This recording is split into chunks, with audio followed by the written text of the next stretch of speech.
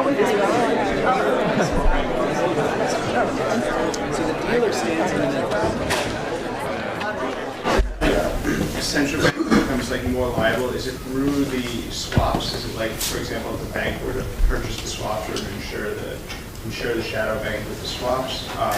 Or is it just because the traditional bank and the shadow bank are kind of often within the same entity that when like the risks that are taken on by either become like more risky or like they're in default? Okay, there's a lot in that question. So so the question is really about what, if I have it right, you tell me if I have it right, is what is the exposure of the central bank to the shadow bank, okay, as opposed to its exposure to the traditional bank. In the traditional bank, we can see its exposure. The Federal Reserve backstop is here. It's a liquidity backstop only. It's not a solvency backstop.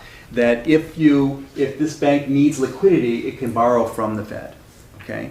If this bank is insolvent, okay, the FDIC steps in and shuts it down and sells off its assets, and it makes the deposits good out of these premiums that the traditional bank has paid and that the FDIC has accumulated. And if it doesn't have enough premiums, it gets them from the government. So the government is basically backstopping the solvency of these traditional banks. No one is backstopping in any direct way the shadow banking system.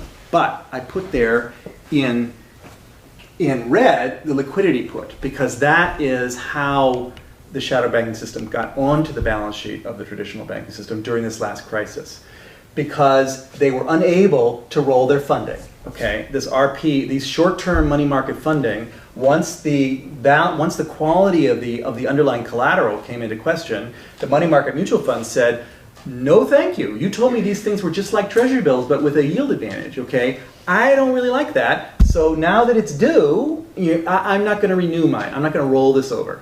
Okay, that creates a funding problem for the shadow bank, and they then trigger the promise by their parent, Citibank, for example, saying that if you ever have problem rolling your funding, we will roll your funding. We will lend to you.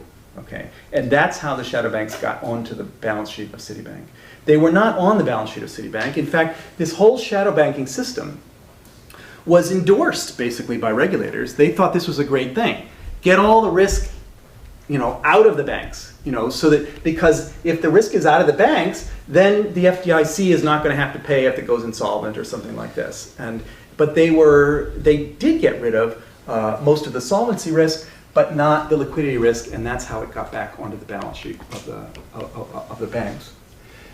That's about liquidity. What I'm emphasizing here today, when we think about banks as intermediaries, it's solvency that kind of rings, that comes to the top. And I have not been emphasizing solvency in this course.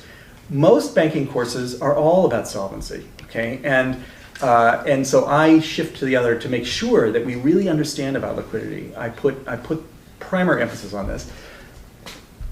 Where is the solvency issue being resolved? Who has the solvency risk in a shadow bank? It's the people with the interest rate swaps and the credit default swaps. It's the people with the low tranches.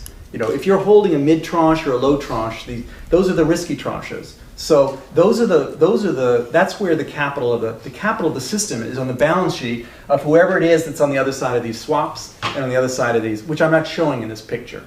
Okay, but I will later on when we actually talk about these swaps. So for example, this credit default swap. AAA credit default swaps, AIG wrote a ton of them. What's AIG? AIG is an insurance company. Okay, it had a lot of capital and a lot of bonds, okay? That's the capital that was holding up the system, that was taking all the risk. That was the solvency, that was the FDIC equivalent, was AIG. And we know what happened to AIG, okay? All of their capital got sucked out in a very short period of time, okay, by the people on the other side of these credit default swaps.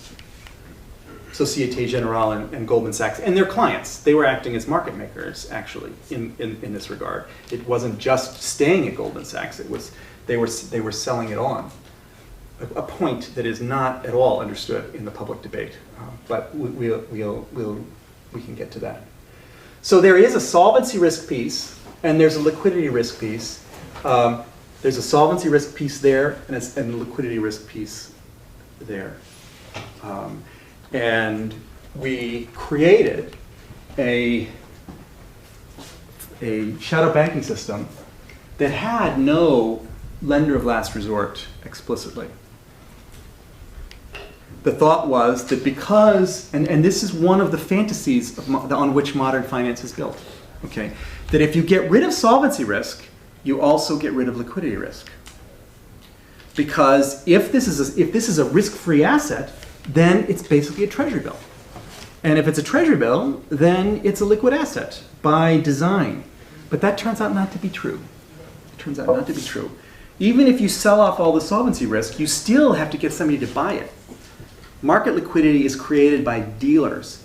Dealers who are willing to quote bid-ask spreads. And we know from trainer model, okay, that if this dealer runs into trouble, they will stop quoting bid-ask spreads. And when they stop quoting bid-ask spreads, there goes your market liquidity. Shiftability.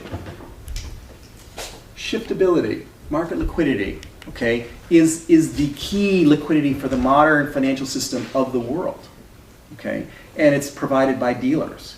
Dealers are the source of market liquidity. And dealers have their own liquidity problem in order to fund their inventories. If they can't fund their inventories, they stop making markets. If they stop making markets, the prices go away. This is why I emphasize in the shadow banking system, there's prices on both sides. In a traditional bank, typically there are not market prices on both sides. In the Jimmy Stewart Bank, these deposits were forbidden by law from paying interest. So there's not a market price, okay? And the loans are different borrowers are paying different things. These loans are completely illiquid. There's no market in them. You can't sell them because it's all about your characteristics and your house and all of this. So there's no market in this. There's no prices in a traditional bank. There's no market prices, okay?